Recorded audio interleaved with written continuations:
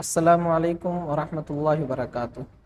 دوستو، محرم الحرام 1445 ہجری کا چاند نظر آ گیا ہے۔ سب سے پہلے آپ تمام حضرات کو اسلامی نیا سال مبارک ہو۔ اس موقع پر نبی پاک صلی اللہ علیہ وسلم کے صحابہ ایک دوسرے کو یہ دعا سکھاتے تھے، اللہم ادخلہ علینا بالامن والایمان والسلامۃ والاسلام ورضوان من الرحمن وجوار من الشیطان۔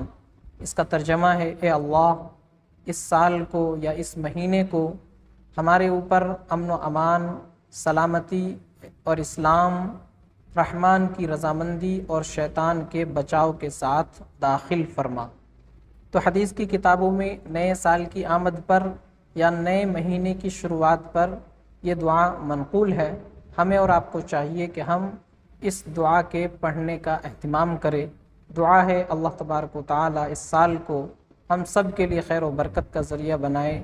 اللہ تعالیٰ زیادہ سے زیادہ نیک اعمال کرنے کی، برے اعمال سے بچنے کی توفیق بخشے، اور اللہ تعالیٰ ہمیں اور آپ کو پوری زندگی سنت و شریعت کے مطابق گزارنے کی توفیق عطا فرمائے۔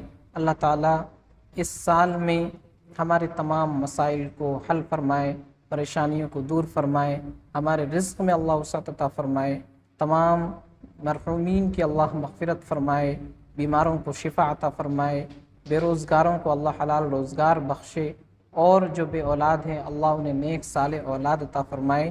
تو ہم سب کو اس موقع پر دعاؤں کا اہتمام کرنا چاہیے۔